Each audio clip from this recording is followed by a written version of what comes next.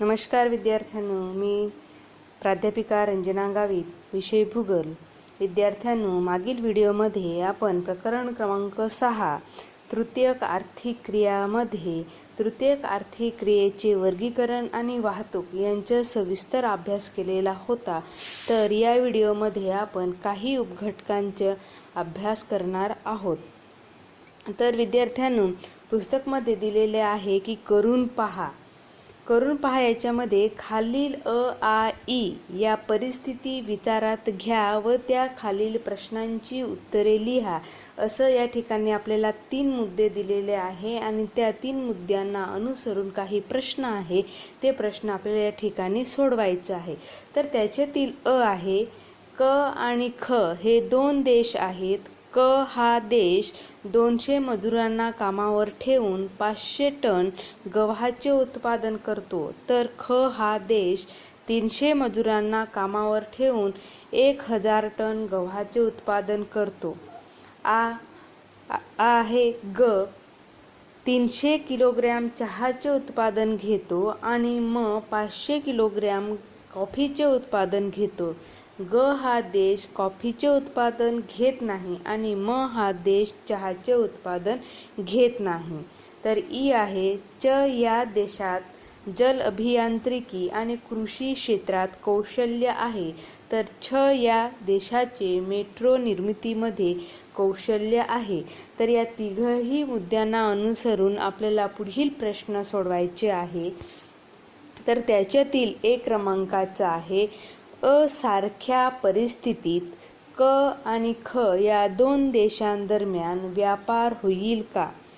तर त्या मुद्द्यांना अनुसरून उत्तर आपल्याला सांगता येईल. अ यामध्ये क आणि ख हे दोन्ही देश गहू उत्पादक आहेत, त्यामुळे व्यापार होणार नाही. मात्र उत्पादन आणि स्थानिक मागणी यामध्ये जर तफावत असेल तर व्यापार होऊ शकतो, अन्यथा होऊ शकणार नाही. प्रश्न दुसरा आहे, आ सारख्या परिस्थितीत ग आणि म या 2 देशांदरम्यान व्यापार होईल का? तर त्याचे उत्तर सांगता येईल आपल्याला. आ सारख्या परिस्थितीत ग चहाचे तर म हा देश कॉफीचे उत्पादन घेतो.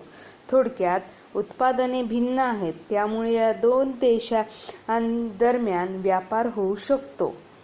तिसरा प्रश्न आहे, जर अ सारख्या परिस्थितीत क आणि ख या 2 देशांदरम्यान व्यापार होत असेल तर 2 देशांच्या अर्थव्यवस्थेबद्दल तुम्हास काय लक्षात येते? त्याचे उत्तर आहे, जर अ सारख्या परिस्थितीत क आणि ख या 2 देशांदरम्यान व्यापार होत असेल तर या दोन्ही देशात गव्हाचे उत्पादन व मागणी यामध्ये तफावत असणार. ज्या देशाकडे उत्पादन कमी व मागणी जास्त असेल तो देश गहू आयात करेल, तर ज्याच्याकडे उत्पादन जास्त व मागणी कमी असेल तो निर्यात करेल. हे दोन्ही देश गहू उत्पादक म्हणजे शेती म्हणजे प्राथमिक व्यवसाय करत आहेत. यांची अर्थव्यवस्था कृषी प्रधान असण्याची दाट शक्यता आहे. प्रश्न चौथा आहे, जर आ सारख्या परिस्थितीत ग आणि म या 2 देशांदरम्यान व्यापार होत असेल तर 2 देशातील हवामानाबद्दल काय सांगता येईल?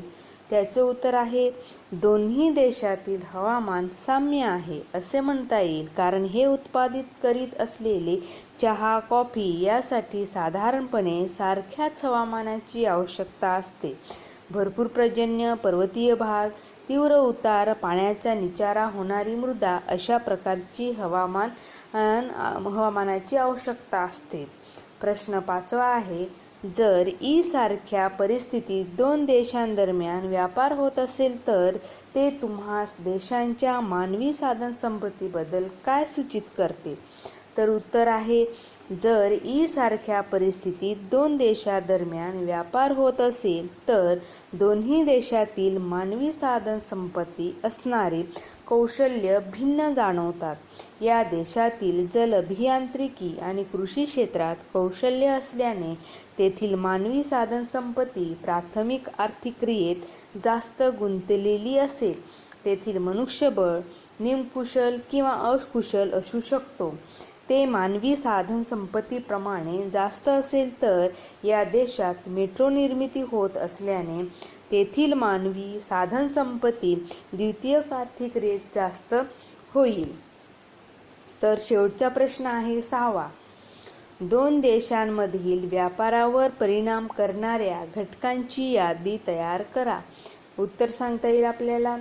दोन देशांमधील व्यापारावर परिणाम करणाऱ्या घटकांची यादी प्राकृतिक रचना, हवामान, मृदा, वनस्पती, वाहतूक, आर्थिक विकास, संस्कृती, लोकसंख्येचे वितरण, वाहतूक सुविधा, शासकीय धोरण, जकातीचे प्रमाण, क्रमांक, जाहिराती, देशादेशातील संबंध इत्यादींची यादी आपल्याला तयार करता येईल.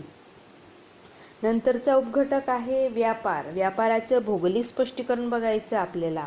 व्यापार म्हणजे दोन किंवा अधिक देशांमध्ये वस्तू आणि सेवांची देवाणघेवाण होय. वस्तू विनिमय हा व्यापाराचा प्रारंभी प्रकार होता. आज वस्तू आणि सेवांचीही व्यापार होतो. व्यापार एक आहे आंतरदेशीय, दोन आहे आंतरराष्ट्रीय, द्विराष्ट्रीय, बहुराष्ट्रीय अशा प्रकारचे हे प्रकार केले गेलेले आहे. तर व्यापारावर परिणाम करणारे घटक याचा अभ्यास करायचा आपल्याला. यामध्ये अनेक घटकांचा परिणाम होतो. आंतरराष्ट्रीय व्यापारावर मानवी संसाधना आणि उत्पादनातील विशेषत्वाचा परिणाम होतो. त्याच्यातील एक क्रमांक आपल्याला सांगता येईल नैसर्गिक संसाधनांच्या वितरणातील फरक. नैसर्गिक संसाधनांचे वितरण समान आहे. यामध्ये मृदा, खनिजे, वने, भूमी, जल आणि मानवी संसाधने यामध्ये भिन्नता आपल्याला मोठ्या प्रमाणात आढळून येते. ज्या प्रदेशात मृदा संसाधने विपुल प्रमाणात आहे, उच्च प्रतीचे असते, तेथे शेती व्यवसाय हा मोठ्या प्रमाणात केला जात असतो. ते देश कृषी मालाचे निर्यातदार म्हणून बनू शकतात. आखाती देश खनिज संपन्न आहेत, ते त्यांची निर्यात करतात, तर अन्य धान्य आयात निर्यात करण्यास लागतात. व्यापारावर नैसर्गिक संसाधनांच्या वितरणावर हा घटक मोठ्या प्रमाणावर परिणाम करत असतो. तर दुसरं आहे हवामान. हवामानामध्ये सांगता येणार हवामानाचा परिणाम प्रदेशातील वनस्पती व प्राणी यांच्यावर होत असतो. तेथील उत्पादनाचा प्रकार हे हवामानावर अवलंबून असतात. उदाहरण, जास्त काळ हिम आच्छादन असणाऱ्या देशात मांस व लोकर निर्यात करतात, तर उष्णकटिबंधीय देश केळी, तांदूळ, कोको, चहा यांचे उत्पादन घेतात व निर्यात करतात, तर UK हा आयात करतात. हवामानाचा व्यापारावर परिणाम याचा मोठ्या प्रमाणात होत असतो. तसेच तिसरा आहे लोकसंख्या. लोकसंख्येचे सुद्धा मोठ्या प्रमाणात परिणाम होत असताना आपल्याला दिसून येतो. लोकसंख्येचे प्रमाण, वितरण व वैविध्य यामध्ये फरक दिसून येतो. यामध्ये विविध उत्पादने देशनिहाय घेतली जात असतात व व्यापार केला जात असतो. तसेच व्यापारावरती त्यांचा परिणाम होतो. दाट लोकसंख्येच्या देशांना कधीकधी अन्नधान्य आयात करावे लागते. कमी लोकसंख्या असणारे देश व्यापारावर जास्त अवलंबून असतात, कारण कमी लोकसंख्येमुळे वस्तूंच्या उत्पादन कार्यात देखील कमी मनुष्यबळ गुंतलेले असतात. चौथा आहे संस्कृती. जगातील काही प्रदेश त्यांची उत्पादने, विविध कला, हस्तकला यासाठी ओळखले जातात. त्यांचे जगभरात मूल्य अधिक असते. उदाहरण, चीनी मातीचे उत्पादने, इराणी गालिचे, इंडोनेशियातील बाटिक प्रिंट, भारतातील काश्मीरी शाल आणि रेशीम जगभर मोठी मागणी आहे. यामुळे व्यापारास मोठ्या प्रमाणात चालना मिळते. नंतरचा आहे 5वा आर्थिक खर्च. आर्थिक खर्चामध्ये सांगता येणार उत्पादनातील आर्थिक खर्च हा मुख्य घटक आहे. काही उत्पादनाची देशात निर्मिती करण्यापेक्षा बाहेरून आयात करणे स्वस्त होत असल्यानेही व्यापार सुरू होतो किंवा सुरळीत व्यापार सुरू केला जात असतो. उदाहरणार्थ, चहा उत्पादनात अनुकूल परिस्थिती नसल्यास त्यांना चहा आयात करणे सोयीस्कर असते. 6वा आहे निपुणता. काही देशांमध्ये विशेष वस्तुनिर्मिती व सेवा आहेत.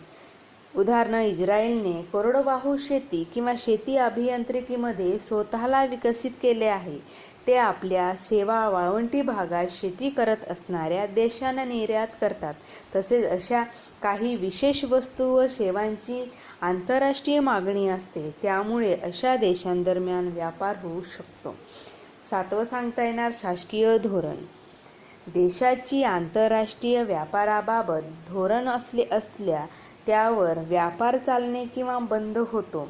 मुक्त व्यापार धोरण नागरिकांना दुसऱ्या देशात खरेदी किंवा विक्री करण्यास मुभा असते. दुसऱ्या देशांशी चांगले संबंध राखण्यासाठी व्यापार हा एक उत्तम माध्यम आहे, हे आपल्याला सांगता येणार. तर पुढचा घटक आपल्याला सांगता येणार व्यापारातील वाहतुकीची महत्त्व. व्यापारातील वाहतुकीचे महत्त्व आहे. वाहतूक ही एक तृतीय क्रिया असून ती व्यापार करण्यासाठी फार महत्त्वाची आहे. मालाची देवाणघेवाण करण्यासाठी गरजेचं आहे. वाहतूक खर्चावरील व्यापारातील नफा तोटा ठरतो. जलवाहतूक, बंदर आणि हवाई वाहतुकीचे महत्त्व व्यापारामध्ये अनन्यसाधारण आहे. वाहतूक साधनांच्या विकासावर, सुविधांवर देखील व्यापार अवलंबून असतो. वाहतुकीमुळे कमीत कमी वेळेत व कमी खर्चात वस्तू पोहोचविण्याचे काम हे केले जात असतात. तर या पद्धतीने हे आपल्याला व्यापाराचे महत्त्व सांगता येणार. पुढचं आहे पुस्तकामध्ये दिलेलं करून पहा. आकृती क्रमांक 6.3 मध्ये आहे सागर वाहतुकीद्वारे सन 1980 ते 2010 पर्यंत झालेला व्यापार दर्शविला आहे.